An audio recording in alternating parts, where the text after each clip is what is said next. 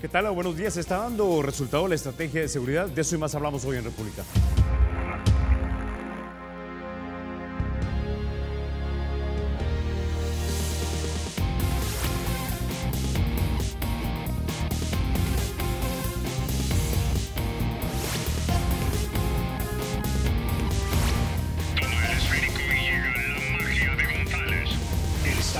Será siempre libre e independiente y no será jamás el patrimonio de ninguna familia ni persona.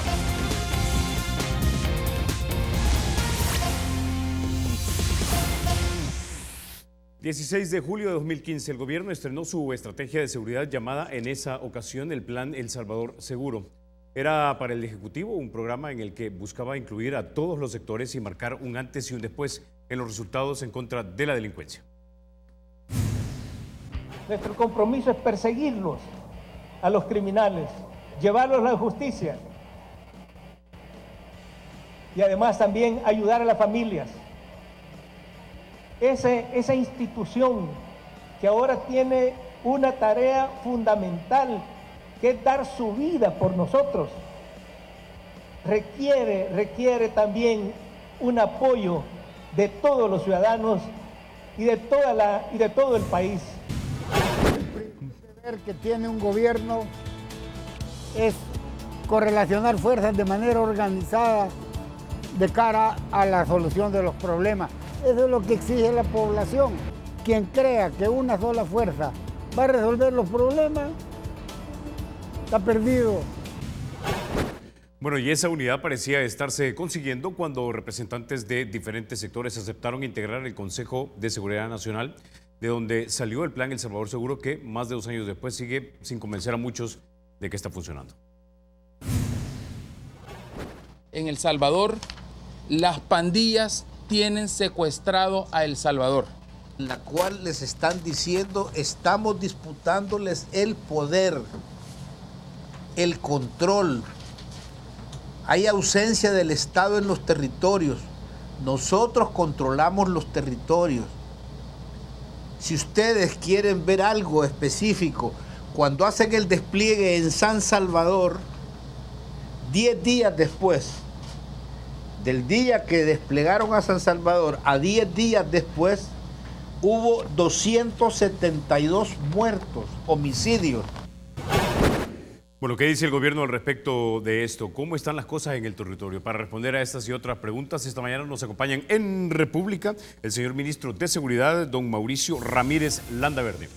También nos acompaña el señor Antonio Morales, él es el subsecretario de Gobernabilidad. Caballeros, bienvenidos a República. Muchas gracias. Gracias, Carlos. Bueno, buenos días. Ministro Ramírez Landaverde, quisiera comenzar entonces con usted, porque esta es una pregunta que tienen muchos salvadoreños. ¿Por qué parece que no controlamos nosotros la situación delincuencial en este país? Bueno, el Plan El Salvador Seguro busca responder con una nueva estrategia al problema de violencia e inseguridad.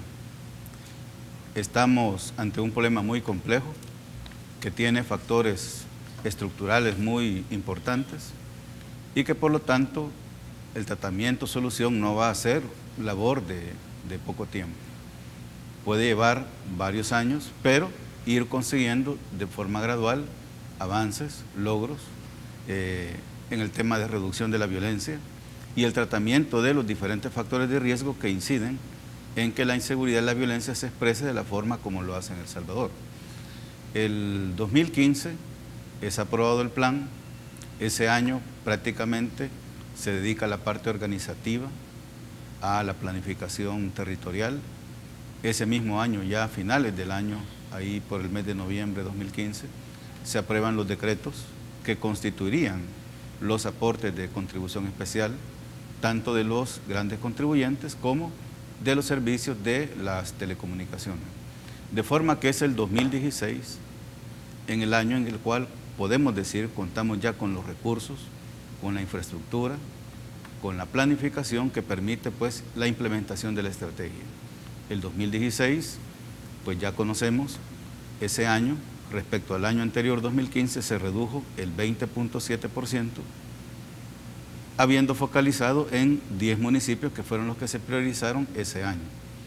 En estos 10 municipios se tienen reducciones importantísimas en municipios, en sectores que han sido considerados en el pasado como sinónimos de violencia, de homicidios, de pandillas. Municipios como Zacatecoluca, que ese año logra reducir el 60%, Colón el 50% menos, Cojutepeque redujo el 45%, Ciudad Delgado redujo el 40%, y así sucesivamente. Los 10 municipios priorizados en total redujeron el 25%, siendo que el porcentaje de reducción nacional fue del 20.7%. El año 2017, que se inicia con los 16 municipios correspondientes a la segunda fase, con lo cual subieron a 26 los municipios que se priorizaron. Bueno, este año, hasta el mes de octubre, tenemos una reducción del 27%, mejor que la que tuvimos el año pasado, y también en los municipios priorizados de la segunda fase, en conjunto, una reducción del 29%. En estos municipios priorizados de la segunda fase, que entraron el 2017, este año en el que nos encontramos, tenemos municipios tan importantes como San Miguel, Apopa, por ejemplo, Chalchuapa, entre otros.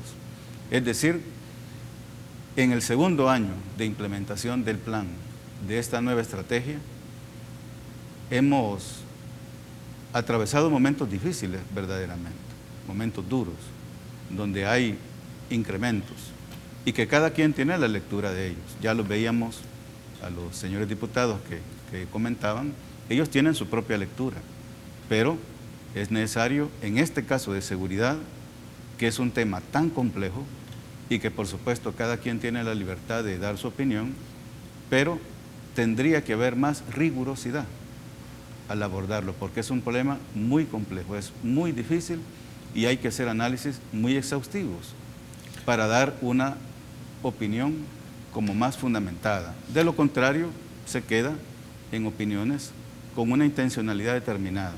Y en el periodo en el que nos encontramos, cerca ya de un evento electoral, regularmente las opiniones están marcadas por eso, de forma que tenemos que ser fríos y muy rigurosos al momento de abordar el tema de la violencia y la criminalidad.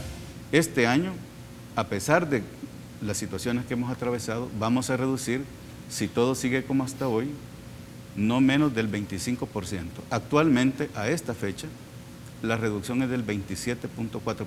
El año pasado redujimos 20.7%, es decir, este año vamos a reducir nuevamente, pero vamos a mejorar. Los resultados que se obtengan al final de este año van a ser mejores que los que tuvimos el año pasado, muy a pesar que estamos peleando con cifras bajas, que ya las tuvimos el año pasado, después de la implementación de las medidas extraordinarias, que fue en abril del año pasado y que todos recordamos, provocó una reducción muy importante después del primer trimestre del año. Podría estar, digamos, teniendo una lectura, digamos, político y algunos dirían de partidarista y electoral. Yo puedo entender eso. Ahora, lo que yo no entiendo, por ejemplo, y hay uno de mis colegas del periódico digital El Faro, Roberto Valencia, que siempre es muy bueno tomando, digamos, el número de homicidios promedio que se dan mes a mes. En junio él decía 12,3, en julio 10,3, en agosto 10,9, en septiembre 14,6, en octubre 14,6 día y hasta el día 9 de noviembre, que es el último tuit que él ha registrado, digamos, el número de homicidios, decía 11 homicidios por día. Yo lo que quiero entender es, y mucha gente quiere entender es, ¿por qué de repente tenemos meses con muy baja, no bajo, pero digamos con menos homicidios, y de repente tenemos una punta hacia arriba de gran cantidad de homicidios? Hemos tenido días o fines de semana con hasta más de 20 o 25 homicidios por día. Entonces yo quisiera comprender y que usted me explicara ¿por qué pareciera que nosotros no tenemos, o sea, nosotros el Estado, yo no soy parte del Estado, pero como ciudadano me considero parte del Estado, eso debo decirlo, ¿por qué pareciera que no tenemos el control sobre la cantidad de gente que los delincuentes están matando? Bueno, ya en mi intervención anterior sostuve que cada quien tiene su propia lectura. Los señores diputados tienen la propia. Bueno, el ciudadano que tú mencionaste tiene también la propia y la conocemos. Es decir, cuando se quiere sostener una hipótesis o una teoría sobre lo que está ocurriendo, basado en reportes, por ejemplo, de un fin de semana o de un mes, nos quedamos cortos. Por eso, tiene que haber mucha rigurosidad al abordar el tema de la violencia. De lo contrario, no vamos a tener una comprensión completa del fenómeno. En la parte estratégica, si nosotros revisamos en los últimos 2 años, las cifras pues nos indican lo que ya dijimos. El año 2016 iniciamos con una tasa de homicidios por cada 100.000 habitantes de 103. Esa fue al final del 2015. Al final del 2016 esta se redujo a 81. Este año pudiésemos reducir a cifras entre los 55 y 60. Eso significaría una reducción cada año de 20 puntos en la tasa de homicidios por 100.000 habitantes. Es decir, estamos abordando la parte estratégica. Si nos concentramos en un mes, o en una semana, o en un fin de semana, que tú dices, bueno, en un fin de semana tenemos 20 homicidios o más. El pasado fin de semana tuvimos 6 homicidios el día sábado y 13 el día de ayer, domingo. Es decir, esto varía mucho. Y se da por razones bien específicas y concretas. Acabamos de finalizar, después de que se lograra a través de diferentes acciones meramente operativas, una campaña deliberada de incrementar los homicidios, que inició el 21 de septiembre y finalizó aproximadamente la tercera semana de octubre. Es decir, si tú, para concentrarte en el análisis de la violencia o los homicidios, ves ese periodo, bueno, es particularmente alto. Las razones que llevaron al crimen organizado en El Salvador a provocarla, las hemos explicado en diferentes espacios, en diferentes intervenciones, en conferencias, cuando se nos ha requerido información al respecto. Es decir, está claro que en ese periodo del año, los criminales buscaron someter al país a una situación y provocar posiciones como la que tú nos estás planteando en esta mañana. Efectivamente, hay más que suficiente información que detrás de esa situación hay ese interés de someter al país a una presión de ese tipo, al incremento de los homicidios y particularmente al incremento de los homicidios contra servidores públicos de las instituciones de seguridad. Una situación que inició el 21 de septiembre. A partir de entonces, la Policía Nacional Civil, la Fuerza Armada, la Fiscalía, por supuesto, intervenimos y se logró parar después de la captura de importantes personas, cabecillas, que de acuerdo a las labores de inteligencia e investigación eran las que estaban planificando, coordinando, ordenando que se cometieran esos hechos en diferentes lugares del país. Después de las capturas de todas estas personas, después de los operativos que se han realizado desde entonces en todo el territorio nacional, por ejemplo, esta madrugada en el departamento de Usulután se ha llevado a cabo una operación importantísima que va en la misma dirección de perseguir pues, penalmente a las estructuras que están por desarrollar esta función. Es decir, si nosotros nos concentramos, por ejemplo, en los promedios del mes de septiembre y octubre, pues son particularmente altos por esa razón. Sin embargo, si lo vemos de forma estratégica, la tendencia nos indica que esta nueva estrategia de abordar de una forma integral,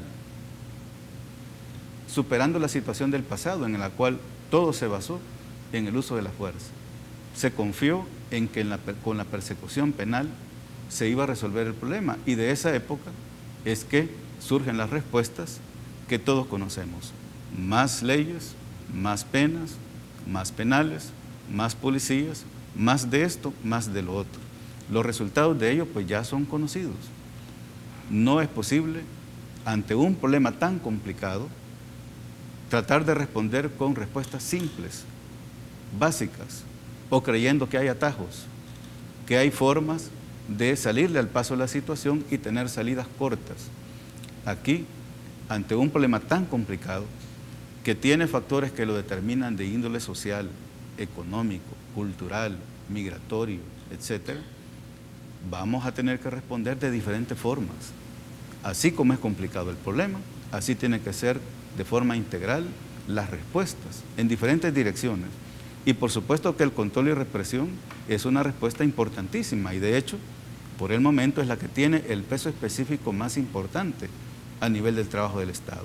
Sin embargo, también una nueva estrategia que busque, primero, ampliar los participantes de ello, los actores, toda la sociedad, no solamente el gobierno central, sino, bueno, las municipalidades, la sociedad civil, bueno, y todos los actores que en la recién pasada semana por la seguridad y convivencia se evaluó su papel, su rol, la empresa privada, los medios de comunicación, la cooperación internacional, los jóvenes, las mujeres,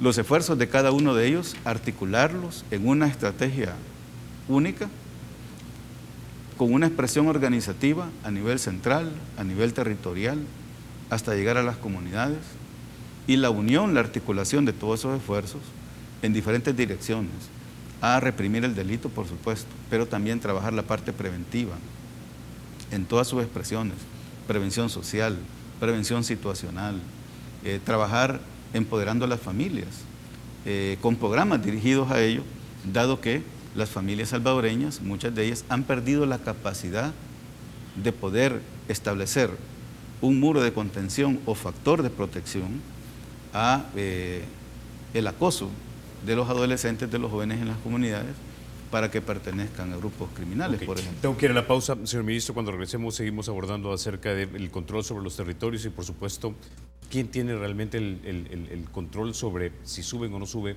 los niveles de agresión en este país. También quiero tener su opinión sobre este punto, señor Morales. Ya volvemos. Antes de eso, déjeme contarle que el Banco Promérica de El Salvador cuenta con 44 puntos de atención en todo el territorio nacional. Tiene más de 100 cajeros, tiene 7 kioscos y tiene 69 corresponsales financieros. Para más información, llame al centro de contacto.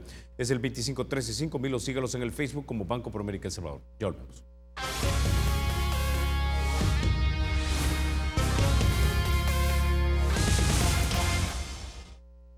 Gracias por continuar con República, señor Morales. Tenemos algunos comentarios aquí en el Twitter que me parecen bastante atinados. La señorita Marcela Galeas nos pregunta lo siguiente, pero incrementa, dice, las cifras de desaparecidos. Además, ¿cómo hablar de estrategia de seguridad si existen homicidios sistemáticos en contra de agentes de seguridad pública, los cuales dicen no saben cómo contrarrestar?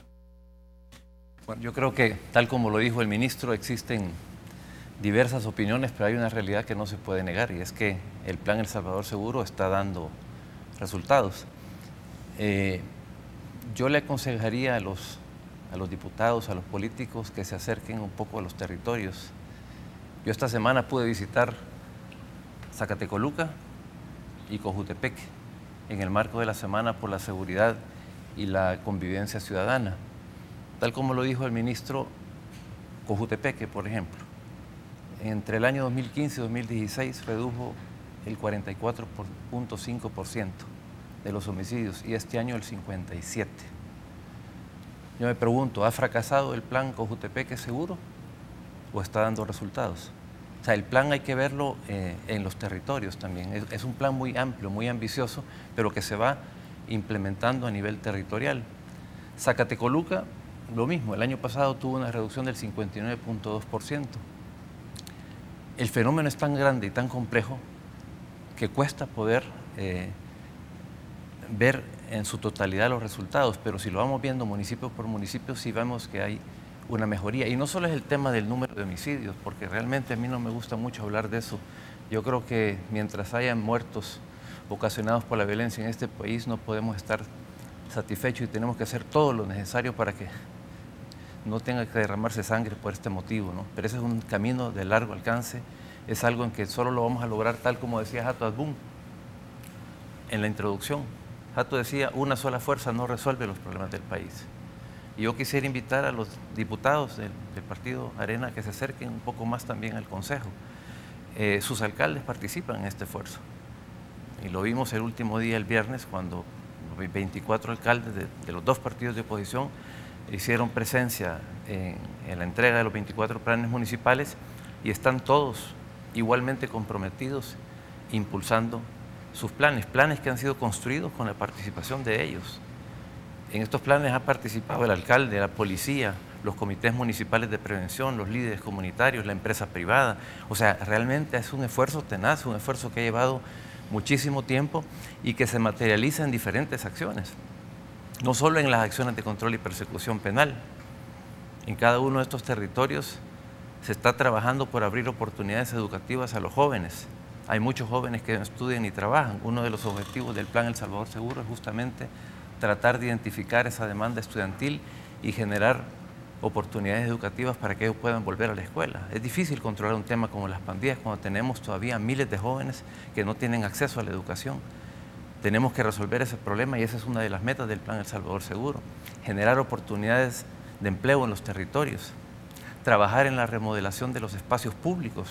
En Zacate se inauguró esta semana, por ejemplo, hay talleres, se han inaugurado talleres varios de computación, de sastrería, de música, polideportivos que están ya dinamizándose con actividades donde antes lo único que reinaba era la inseguridad en esos territorios. Igual en Cojutepec pudimos visitar una cantidad de espacios remodelados que ahora se utilizan para la sana convivencia. Entonces yo haría un llamado también a los políticos a que se acerquen a los territorios y que apoyen a sus alcaldes y a sus alcaldesas, porque realmente el esfuerzo, este es un esfuerzo de país, esto no es una cosa seria realmente, no es una broma, ¿no? Tomarse a la ligera este tema de la seguridad. El esfuerzo que ha hecho el Consejo es enorme para convocar a todos los actores de la sociedad. Los resultados no se van a ver en el corto plazo, es muy difícil y sin embargo, tal como lo planteó el ministro, hay una reducción en general del número de homicidios en estos territorios. Ahora, señor Morales, entiendo que esto no hay que partidizarlo, en eso estamos clarísimos, pero yo converso con algunos de los compañeros que están ahorita detrás de cámara en este momento y me dicen, cuando nos van a dejar a nuestras casas por la noche, hay un protocolo que tiene que seguir, por ejemplo, el microbús de la estación. Esos son comentarios reales que me dicen mis compañeros de trabajo acá. Sí. Entonces a mí me da la impresión que hay zonas en este país, especialmente en el oriente de la capital, que no están bajo el control del Estado y que tenemos que seguir protocolos impuestos por grupos delictivos. Sí. De hecho, el Plan El Salvador Seguro, cuando elabora los planes municipales, justamente hace un estudio de cada municipio. Identifica zonas en las cuales hay una fuerte presencia pandilleril y establece medidas para poder ir asegurando progresivamente ese control, porque no es una cuestión fácil tampoco, no es un fenómeno que esté focalizado en un sector. Hay varios sectores que están afectados y por lo tanto la policía, la fiscalía tienen que hacer un trabajo muy intenso para poder identificar esas cabecillas, para poder realmente trabajar en la desarticulación de estas bandas. Es un trabajo muy fuerte. Lo que sí tenemos que estar claro es que es un trabajo que no se puede sostener únicamente con la labor policial, y lo decía el director Cotto esta semana, cuando planteaba que en los lugares donde se puede realmente tener o evitar ese control es cuando la sociedad está más estructurada, más organizada. No es un tema que lo puedan hacer solo los policías o los soldados. Ellos tienen una labor que jugar, por supuesto, en el control de los territorios y en generar confianza en la población para evitar esas situaciones que usted está señalando. Y de hecho lo están haciendo, pero es un trabajo enorme y las capacidades también a veces son limitadas. Entonces, lo importante es poder acompañar que el Estado pueda cumplir con su función y tenga mayor presencia en esos territorios. Cuando me refiero al Estado, me refiero a todas las instituciones. El señor Cotto decía en estos paneles de esta semana, decía, por primera vez no nos sentimos solos en el territorio, porque antes consideraban que la policía era la única responsable de todos los temas de prevención. Ahora por lo menos vemos que está el alcalde, el Comité Municipal de Prevención, está el Ministerio de Salud, está INJUVE, está el Ministerio de Trabajo, en fin, están todas las instituciones del Estado acompañando este esfuerzo y tratando de resolver las necesidades que aparecen en el territorio y que son fundamentales para poder atacar las causas estructurales de la violencia. Porque realmente lo que dice el Plan El Salvador Seguro es que la violencia tiene sus orígenes en la exclusión social, en la marginación en la que todavía viven muchos sectores de la población, en la falta de oportunidades, en la destrucción del tejido familiar y social, en la falta de acceso a servicios básicos. Yo le mencionaba el tema de la educación. ¿Cómo resolver el tema de la violencia cuando hay más de 300.000 jóvenes, por ejemplo, que todavía están en las calles y que no estudian ni trabajan? Una de las metas del plan es ir incorporando a esos jóvenes al sistema educativo, pero para eso este país tiene que plantearse seriamente el tema de la inversión en educación, porque son miles que hay que incorporar. Ahorita se ha hecho un gran esfuerzo con la flexibilización de la educación y se ha ido incorporando inicialmente 6.000 que han retomado la escuela. Se está tratando de evitar los niveles de deserción escolar, pero esto implica una movilización a escala nacional, una movilización de todos los sectores de la sociedad, porque es un problema demasiado serio. Entonces yo comparto y respeto las opiniones, sé que hay todavía mucho que hacer para poder establecer un control en el territorio, ¿verdad? Pero los avances son innegables y creo que se van a fortalecer en la medida en que cada vez las instituciones del Estado cumplan con su rol y cumplan con su papel y ocupen ese vacío que los grupos criminales han ocupado, ¿verdad? Históricamente, el Estado tiene que ser el que dé seguridad, el que dé empleo, el que dé oportunidades de desarrollo a la población para que el flagelo de la violencia pueda ir retrocediendo y para que podamos ir alcanzando progresivamente la paz. Lo que yo quiero decir es, miren, este es un esfuerzo de país y no deberíamos de utilizar esto con fines partidarios o electorales. Yo creo que el trabajo del Consejo es demasiado serio. Ahí están las iglesias involucradas, ahí está la empresa privada, ahí está la academia, la cooperación internacional. Todos están haciendo esfuerzos enormes para alinear recursos, acciones, ¿verdad?, en función de poder realmente erradicar la violencia en este país. Bueno, yo entiendo eso, señor Morales y señor ministro, es decir, este no es un esfuerzo solamente de partidos políticos o los políticos que de momento están en el poder. Aquí se han cometido errores por lo menos durante 4 administraciones, contando las 2 últimas areneras. Pero la gente que está en casa, con mucho respeto se los digo, no quiere escuchar precisamente, sí, esto es un esfuerzo de país, esto lo estamos haciendo. Perfecto, eso ya lo sabemos. El punto es, el que está en casa, allá en Soyapango, por ejemplo, se está preguntando, señor ministro, ¿para cuándo va a liberar usted mi colonia? Bueno, la estamos liberando.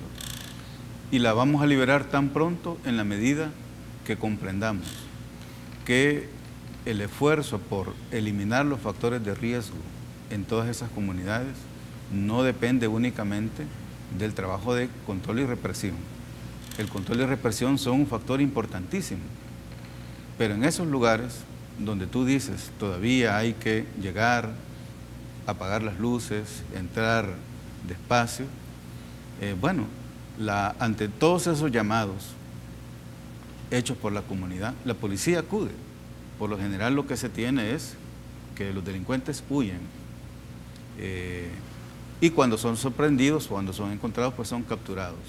Pero lo que todavía tenemos mucho en esas comunidades es mucho temor, mucha intimidación. Tenemos que empoderar a las comunidades para que también ellos sean gestores de su propia seguridad. Por supuesto, en alianza con las autoridades, principalmente la Policía Nacional Civil. Y aunque todavía tenemos muchos sectores que están afectados de esta forma, lo que nos indica que todavía hay mucho por hacer para controlar esa situación, no solamente los indicadores de cantidad, que en cualquier gestión pues son de primera importancia, las estadísticas, sin embargo también ver aspectos de calidad, y esos son en el territorio, la mejora de la convivencia, el incremento de la actividad comercial, productiva, en muchos de estos sectores que han estado afectados en el pasado muy seriamente por el problema de violencia y criminalidad.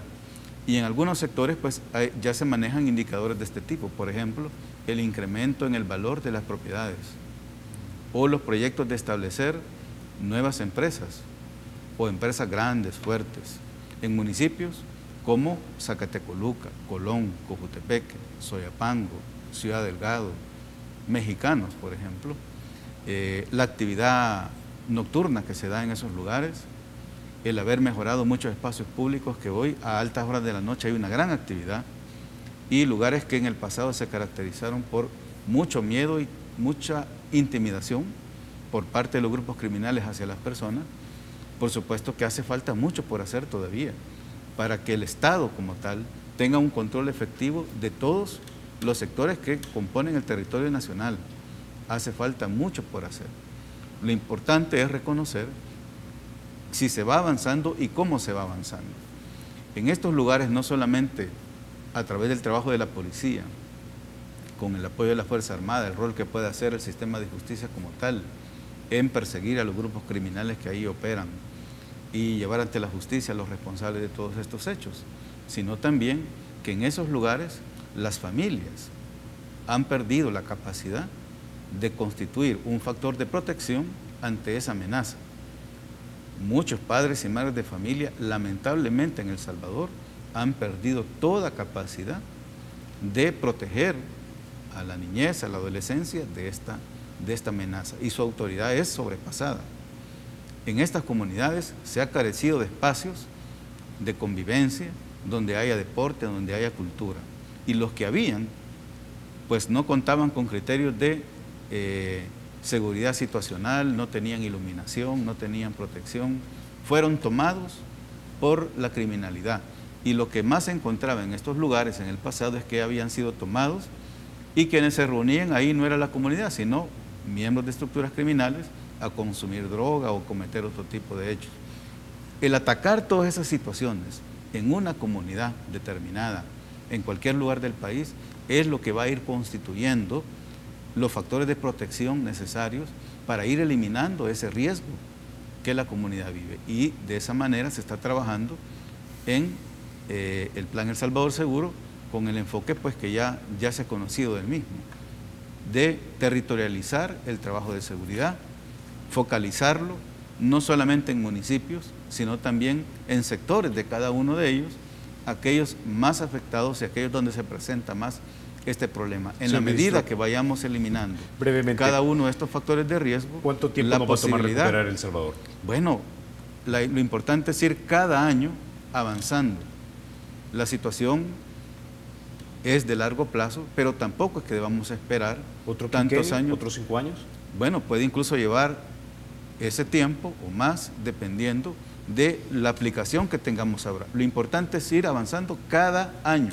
¿Tiene un recurso usted que necesita, señor ministro? Porque nosotros hemos escuchado aquí y han venido en ocasiones alcaldes a República diciéndonos que hasta ellos le colaboran para la gasolina o cambiar llantas a los vehículos de la policía, de cosas tan sencillas. Hemos tenido, por ejemplo, o hemos leído reportes de que la policía no tiene ni siquiera para pagar los alquileres de los locales donde están sus estaciones. Hemos visto también cómo los policías están durmiendo a veces en colchonetas que no pondrían ni siquiera a mi perrito a dormir en ellas. Por supuesto, pero te repito lo que te dije ya hace un momento. Hay que ser un poco más rigurosos. Y porque muchas de las noticias que comunicadores como tu persona u otros pueden lanzar, se basan muchas veces, por ejemplo, en lo que encontramos en redes sociales. Conocimos hace poco, por ejemplo, el caso de San Ildefonso. Vimos las imágenes de la policía cargando en un camión los bienes, y la noticia era pues que la institución no había pagado el alquiler del inmueble y que era lanzado del mismo.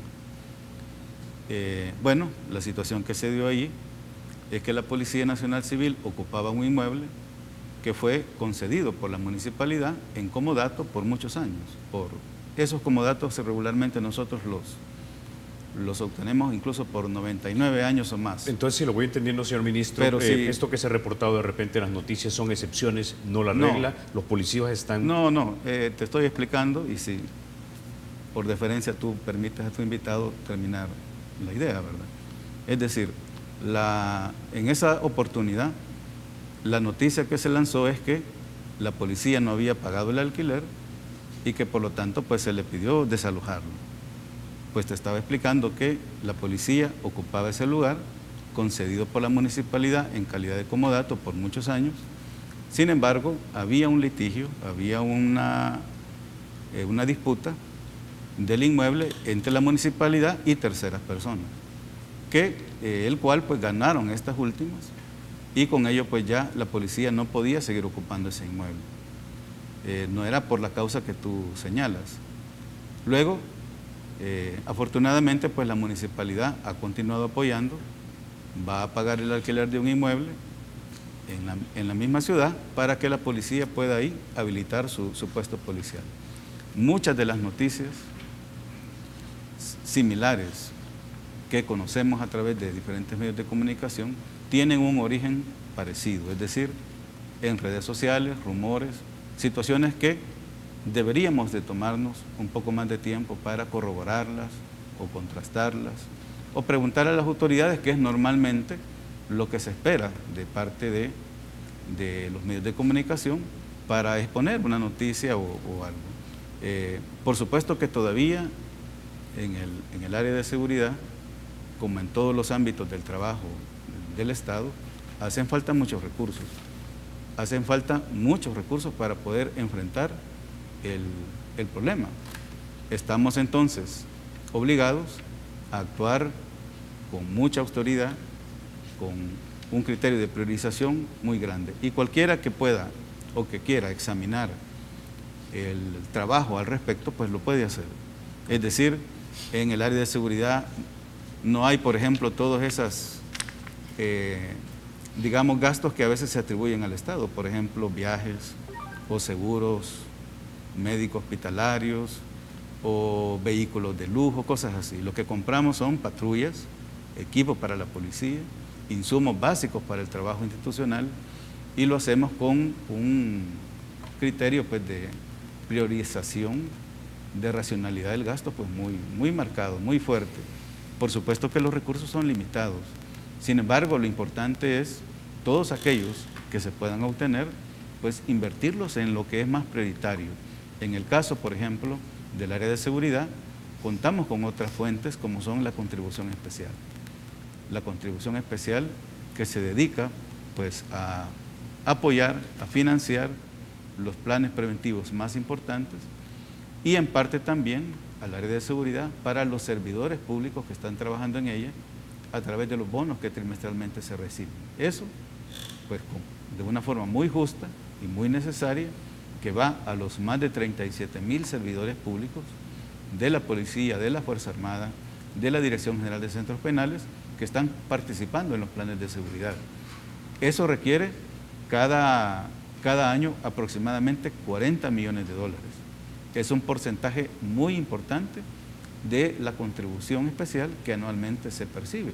Sin embargo, es una actividad importantísima el poderlo apoyar. Es decir, tenemos que priorizar, destinar los pocos recursos que haya a donde es más importante. En este caso, al talento humano que conforma las instituciones de seguridad como una forma pues, de incentivar y de reconocer el trabajo, el sacrificio que cada uno de ellos está haciendo para poder pues, sacar adelante el plan de seguridad. Ok, con eso llevamos la pausa. Cuando regresemos hablamos, señor Morales, de prevención. Ya volvemos.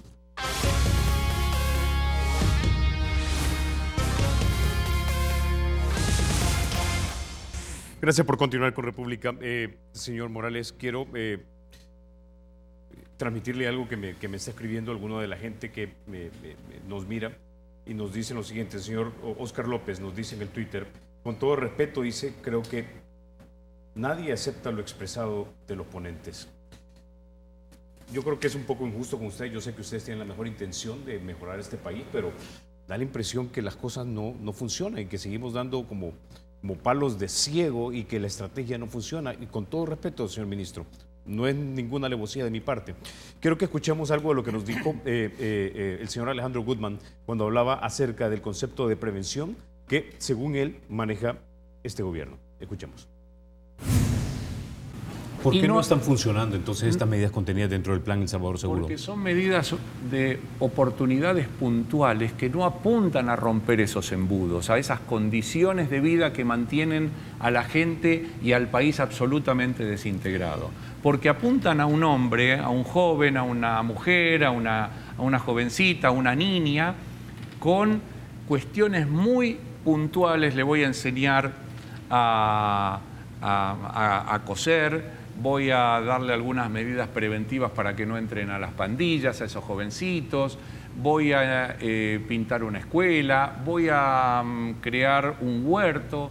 No hay ninguna chance que con ese conocimiento tan puntual, el hombre, la mujer puedan ir a combatir cuando sale de ese espacio de capacitación, que pueda salir a lucharle a la empresa, que pueda salir a luchar a la vida por un camino de desarrollo. Señor Morales. Bueno, es un punto de vista. Yo creo que definitivamente se necesitan cambios estructurales en este país también. O sea, la prevención es una acción selectiva, y para que sea efectiva tiene que ser selectiva, porque no pretende resolver los problemas de todo el mundo. Lo que se busca es atender a los que están en mayor riesgo. Si usted ve que un joven va mal en sus notas, se ausenta de la escuela, tiene dificultades con su familia, es probable que ese joven tarde o temprano caiga en manos de pandillas, y hay que actuar y hay que intervenir. No vamos a esperar a resolver los problemas estructurales para poder darle atención a ese joven que lo necesita. Si usted sabe que hay conductas que son generadoras de violencia, por ejemplo, el tema del alcohol, las drogas, hay que buscar la manera de intervenir y regular. O sea, a la par de los cambios estructurales a los que él se refiere y que yo estoy de acuerdo, o sea, se necesita realmente que este país haga un examen del modelo que está generando, del modelo en el que estamos trabajando, y pueda ir haciendo los cambios necesarios para que se puedan abrir realmente oportunidades de desarrollo. Yo hablaba del tema de la educación. Con una inversión en la educación como el que tenemos, es difícil. Cuando usted ve los países como Costa Rica, andan en 6-7% del presupuesto en la inversión en educación. Claro, hay que revisar la estructura fiscal, hay que hacer una cantidad de cambios en el país, hay que administrar también mejor los recursos que tenemos, ¿verdad? Hay que realmente hacer un uso racional de esos recursos y poder apuntar a tener verdaderos resultados. Entonces, a la par de que se van haciendo cambios estructurales que se tienen que ir haciendo, hay acciones muy puntuales, que son las que señalaba también el señor Gutmann, que son necesarias. Usted no puede desatender a ese joven en dificultad, o no puede preparar y capacitar laboralmente al joven para que pueda acceder a un empleo. Si no, todo lo que hacen las diferentes instituciones sería inútil. Yo entiendo que ante una realidad tan dura como la que vivimos, bueno, cuesta tener esperanzas. Pero yo creo que no hay que perderlas, y por eso decía yo, cuando uno va a los territorios y ve el compromiso de los alcaldes, las alcaldesas, el compromiso de las comunidades que están representadas en los comités municipales de prevención, eso realmente genera esperanza, porque estamos viendo cómo están reactivando los tejidos productivos en los territorios. Bueno, cuando usted habla con las empresas, en la semana pasada tuvimos un panel de empresas. Hay empresas en el país que están trabajando para darle empleo a todos aquellos que la sociedad descarta, entre ellos a personas que han estado vinculadas a hechos de violencia. Pudimos conocer, por ejemplo, la experiencia de la empresa LIG, que tiene un modelo de gestión inclusiva y que busca justamente generar oportunidades de desarrollo. No solo les da trabajo, la empresa les da las posibilidades de desarrollar una carrera universitaria para que después puedan realmente mejorar sus condiciones de vida como realmente se lo merecen. Tiene alianzas con la escuela, con la universidad, con las iglesias, están generando polos de desarrollo. Hacia eso apunta el plan El Salvador Seguro. Lo que queremos es realmente articular a la sociedad en su conjunto, y eso es lo que ha buscado siempre el Consejo, para que podamos realmente abordar los temas de una manera más estructural. Pero descartar lo que se está haciendo me parece que sería irresponsable, porque hay necesidades muy puntuales que tienen que atenderse, que son urgentes y que para tener efecto no pueden generalizarse. Porque por eso es que se escogieron en un momento determinado determinados sectores y municipios, porque no podía atenderse todo desde el primer día. Señor Morales, por cuestión de tiempo tengo que detenerlo, pero por justicia, señor ministro, tengo 2 minutos para usted, una última reflexión, y que trate de convencer a la gente de que sí hay una luz al final del túnel. Bueno, cada quien tiene su punto de vista, y ante diferentes sectores que diariamente, minuto a minuto, vierten su opinión negativa sobre la situación de seguridad y particularmente del trabajo que se hace, pues luchar con eso muchas veces no es tan fácil. Acá tenemos un contraste muy fuerte entre la percepción de inseguridad de la gente y la situación de seguridad expresada a través de diferentes indicadores. Por ejemplo, el índice de victimización. De acuerdo a las últimas 2 mediciones de instituciones independientes, por supuesto, en las cuales el gobierno no tiene ninguna incidencia. Una es el dato aportado por LPG Datos y el otro es el aportado por el IUDOP de la Universidad Centroamericana. El índice de victimización, de acuerdo a estas 2 últimas instituciones académicas y de investigación social, es del 18 y el 16% respectivamente. Es decir, digamos que coinciden bastante. Pero la percepción de inseguridad de la gente, de acuerdo a la última medición, también aportado por ambos, está entre un 50 y un 60%. Es decir, hay una brecha muy fuerte entre la percepción de inseguridad y el índice de victimización o la incidencia, los datos gruesos, digamos, sobre todo los de los homicidios. Los homicidios son datos verificables, son contrastables. No solamente los recaba la policía, no solamente las recaba el gobierno central. Hay otras instituciones del Ministerio Público, del órgano judicial que también lo hacen. Es decir, estamos ante esa situación en la cual pues, es necesario avanzar y que comprendamos que el problema de inseguridad y de violencia es muy complejo.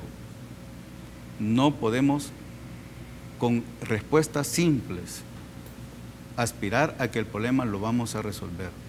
Tenemos que actuar de una manera integral, reconocer que el problema por muchos años fue mutando, se fue complejizando, hasta adoptar las dimensiones que hoy tiene. Estamos enfrentando estructuras muy violentas y que han ido mutando en los últimos años hasta convertirse en una amenaza de llegar a fundirse con el Estado, como hace poco lo tuvimos, en la cual las estructuras de maras o pandillas llegaron a tener niveles de poder e influencia en determinados ámbitos del gobierno, como por ejemplo las municipalidades. Y ahí están los casos. Ahí están los casos, creo que ahondar en eso pues no es pertinente en este momento. Pero es una amenaza que estuvo en el país y que puede estar aún si nosotros no tomamos las medidas adecuadas para poderlo resolver. Es decir, primero en la parte de persecución penal, bueno, hacer un cambio, apuntar a la intelectualidad, entrar a atacar las finanzas, es una nueva visión de cómo abordar el problema.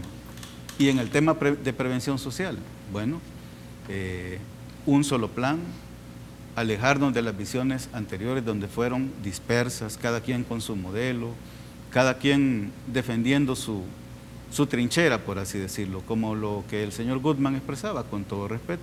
Él tiene su modelo, él tiene una forma de abordar esa situación.